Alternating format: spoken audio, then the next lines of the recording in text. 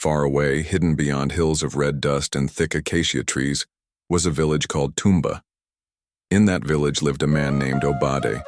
Obade was unlike any man the people of Tumba had ever known. He lived in a house so tall and wide that it seemed to scrape the clouds. The walls were painted in gold dust, and when the sun touched them, they shimmered like fire. He rode a powerful horse with a coat so dark and glossy, it looked like wet charcoal. Children would stop playing, women would stop pounding yam, and even old men would rise from their stools just to watch him pass. But Obade wasn't just known for his horse or his house. He was richer than the chief, richer even than the wealthiest traders who traveled through the region. The villagers often whispered behind their hands, "There goes Obade, the richest man in all of Tumba." Obade loved the whispers.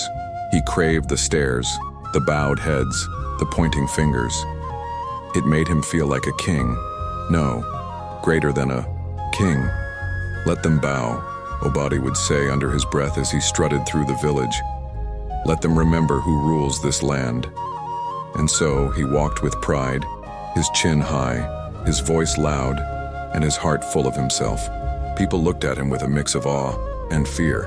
But Obade did not know that wealth and pride can be a dangerous mix, and soon he would learn a lesson no riches could buy. You see, Obade didn't just collect wealth, he collected wives.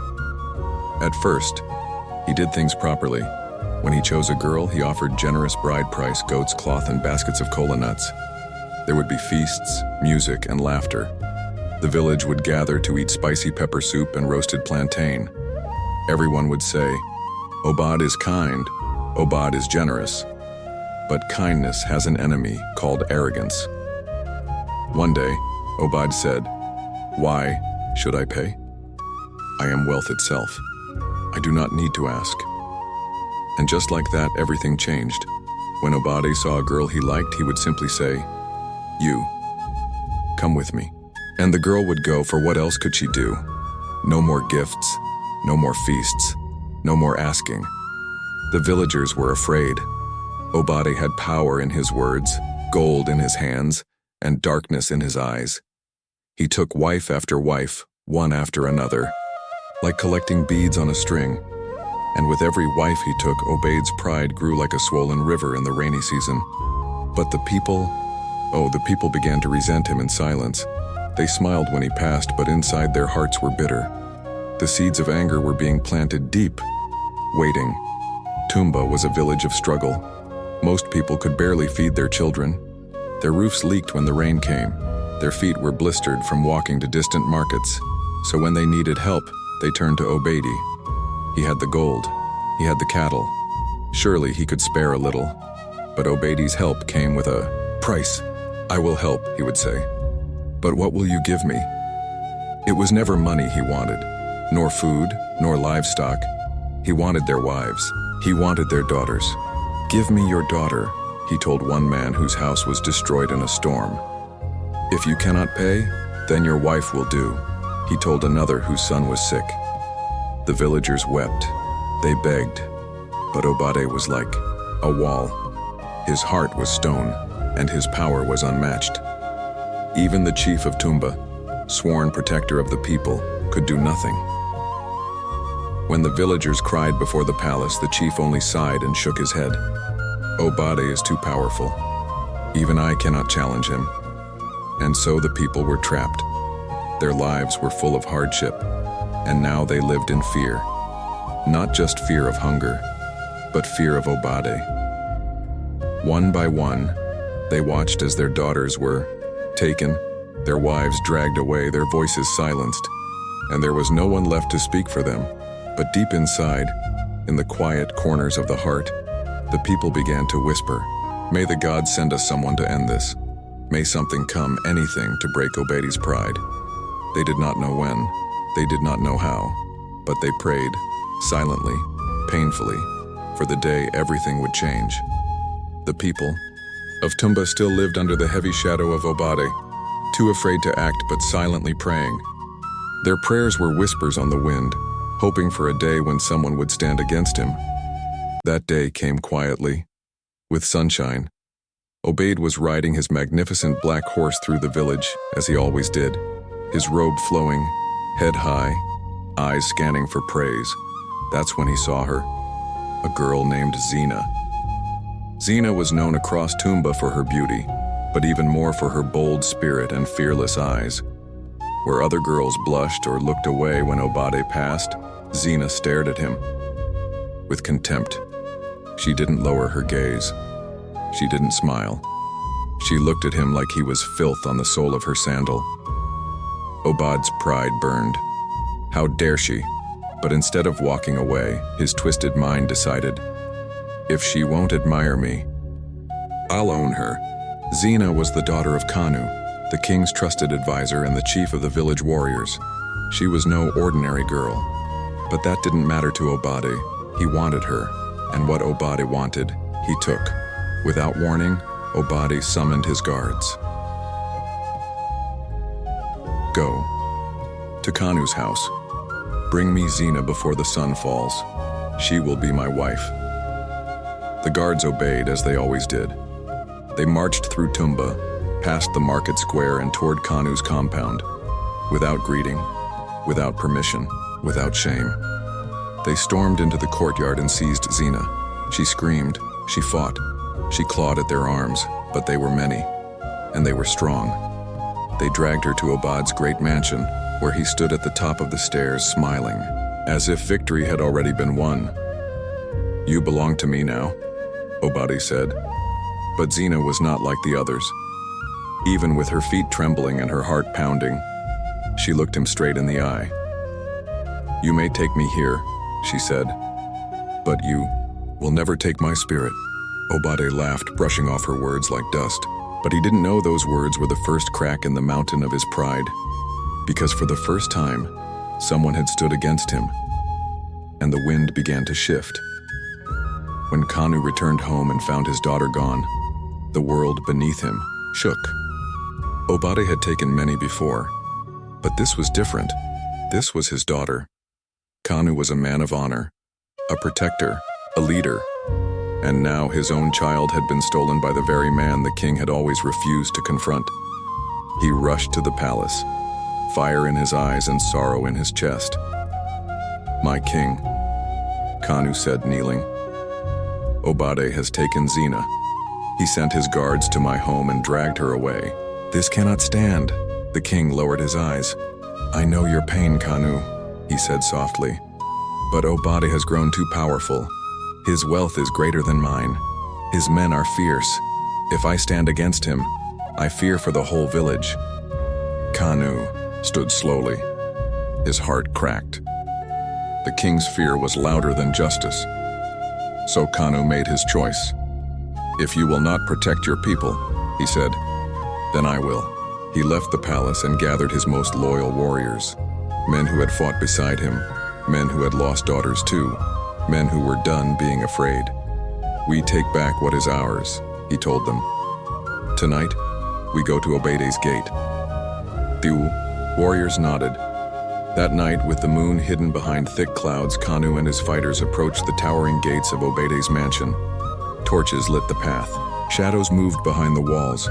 Obade's guards were waiting. Swords were drawn. Spears were raised. The air was thick with tension. Kanu and his men charged. The battle began. Blades clashed. Men shouted. Blood spilled. Kanu fought like a lion, cutting down guard after guard. His warriors moved with fury and honor. But Obade's men were many. Too many. For every guard that fell, two more came. One by one, Kanu's warriors were struck down. Some fell with swords in hand. Others were captured. Beaten, Kanu kept fighting, bruised and bleeding. He roared Zina's name, refusing to stop. But at last, he too was brought to his knees. The remaining guards dragged him and the wounded survivors to the mansion gates. They threw them out like broken pots. Go back, one of the guards spat. Tell your village, Obade cannot be touched. The gate slammed shut behind them. The stars above Tumba watched in silence. But deep in the heart of the land, something had awakened. The fight was not over. Obade thought he had won again. But the ancestors had heard Zina's cry, and justice had already begun to stir. The guards sneered as they threw Kanu and his warriors out of the gate. "Let this be your lesson," one of them growled. "Obade cannot be beaten."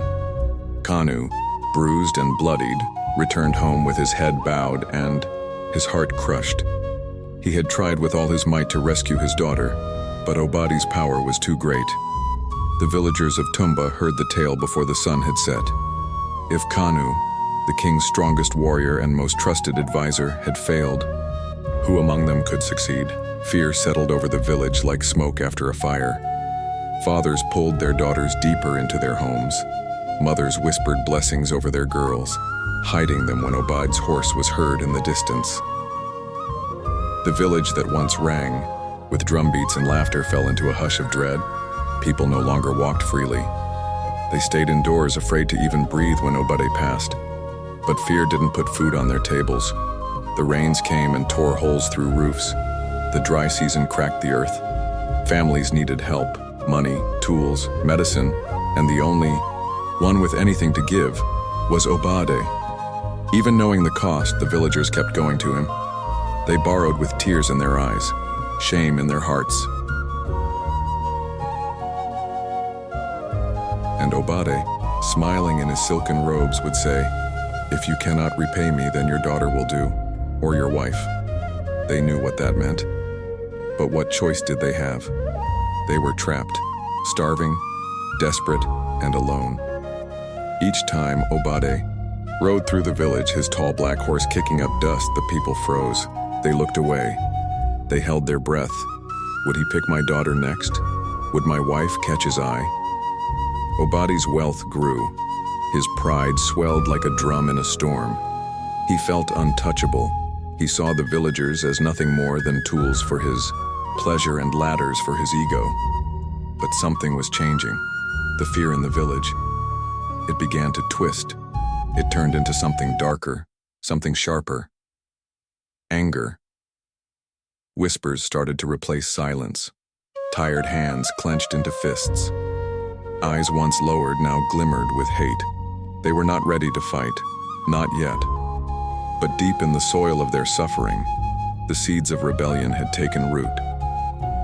One morning, as Obade yawned in his grand bed and stretched beneath his lion-skin blankets, he smiled to himself.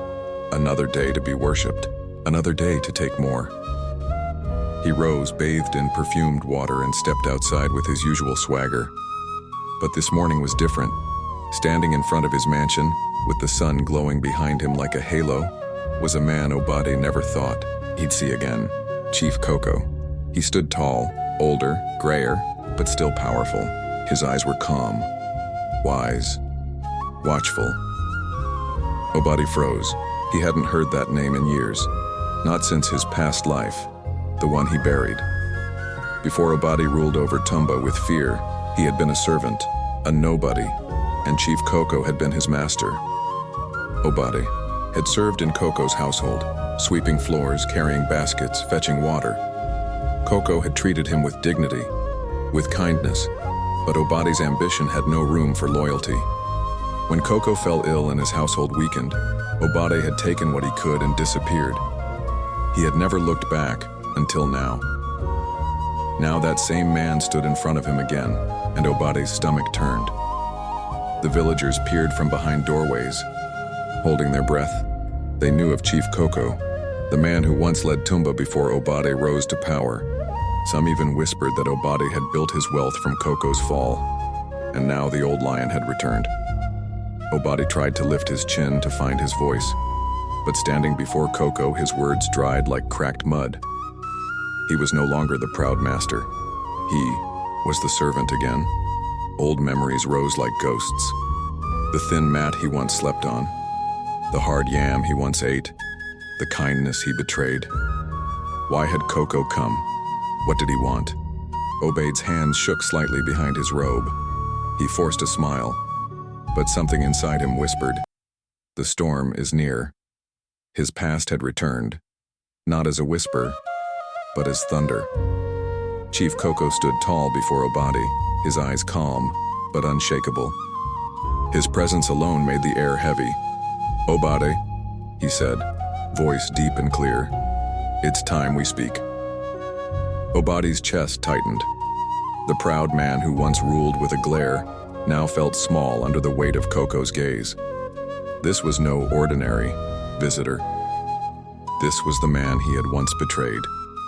And now, he was here, for a reason. The villagers, sensing the moment, began to gather. They had never seen Obad like this, silent, trembling, his chin no longer lifted in pride. Whispers spread like dry grass catching fire. Who is this man? Why does Obad look afraid? Chief Coco turned to the crowd and raised his hand. "Let me tell you a tale," he said. "A tale about me and this man you call master." All of Tumba fell quiet. "You see," he began, "Obade was not always who he is today. Long ago he was my servant. I was his master, yes, but I treated him with respect, like a younger brother, like a son." Obade lowered his eyes. The words cut through him. "We traveled together. We worked hard together. I believed in him. But one day, he left me for dead." Gasps echoed through the crowd. Obad closed his eyes. He could no longer hide. He stepped forward, his voice cracking like dry wood. "Yeah, it's true," he said, barely above a whisper. "I remember everything." The crowd leaned in. "We were traveling through the mountains," Obade said. "The rains came, sudden and fierce. The path was slippery, dangerous. Chief Coco fell. He screamed. He couldn't move. I was afraid." He paused, trembling. "I should have helped him. I should have stayed. But instead, I saw an opening. I stole his pouch. The one with all his savings, and I ran. I left him in the rain, bleeding. I never looked back." The villagers gasped again, their eyes wide with shock. "I used that money to build this life," Obade said. "Everything you see, my wealth, my home, my power, was born from that act of betrayal." Tears streamed down his face now. "I lied to you all. I made myself a king from the pain of a good man." The silence that followed was unbearable. The people of Tumba stood frozen. They had feared Obadi for so long. Some had envied him. Others had hated him. But now, they only felt one thing: disgust. For years, they had suffered under a man who had built his empire not with sweat and honesty, but with the blood of the man who once raised him. Obade dropped to his knees. "I am sorry," he said to Coco. "I don't deserve forgiveness, but I cannot carry this guilt anymore." Coco stepped forward, his voice calm but heavy. "I did not come to destroy you, Obade," he said. "I came to show the truth. The spirits brought me back to restore balance." Obade could not meet his eyes. "I don't ask for mercy," he whispered. "Only the chance to make it right." The villagers watched, their hearts torn between anger and pity. Obade, once untouchable, now knelt in the dust of his own shame, and, for the first time, the land of Tumba felt still. The curse had been spoken. The man behind the mask had been revealed, and though the reckoning had only just begun, the spell of fear was broken. No one in Tumba had ever imagined the truth that now hung in the air like smoke after fire. The villagers stared at Obade, once the untouchable king of their land, now kneeling in the dust with tears streaking down his face.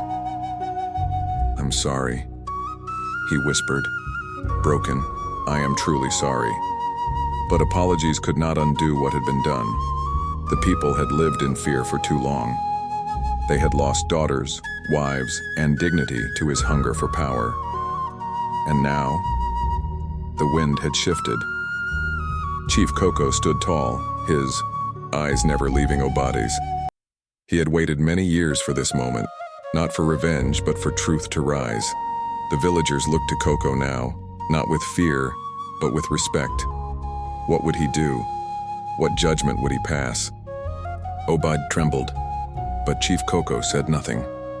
The silence was broken only by the king, who had been standing nearby, watching the entire scene unfold. He stepped forward slowly, face heavy with shame and realization. The elders nodded gravely around, him. The truth was out. Obade's empire had been built on lies, on betrayal, on stolen wealth, and on the pain of others. With a voice that carried through the crowd, the king spoke. Obade's riches were born from treachery, he declared. He has stolen, he has shamed, and he has crushed those weaker than him. Today, we put an end to this. He raised his hand. I hereby strip Obade of all wealth and power. His mansion, his horse, his gold, his lands, all shall be taken. The things he stole shall be returned. A wave of gasps passed through the crowd. The guard stepped forward. Obade did not fight. He simply closed his eyes as the keys to his fortune were taken, his robes removed, and his once glorious life crumbled before the people's eyes. Coco's belongings, what was left of them, were returned, but more than things, Coco reclaimed his honor. Obade's wives and children, once bathed in luxury, now stood stunned. Some of the women who had left their homes for Obade's riches turned their faces in shame. There was nowhere to go, no one to turn to. The villagers who had once bowed as Obade passed now felt something else: justice. They would never forget what he did, but they would also never forget what they learned. Power without mercy leads only to ruin. Wealth without truth will always collapse. Obade, once feared, was now alone, a man who had lost it all because of his own hands. And so in Tumba, the story of Obade was told for generations. They spoke of the arrogant man who married many, stole more, and built a kingdom on lies. They taught their children not to admire gold, but to admire kindness, not to chase pride, but to choose humility. And they honored Chief Coco, the forgotten man who came back to remind them of what truly mattered.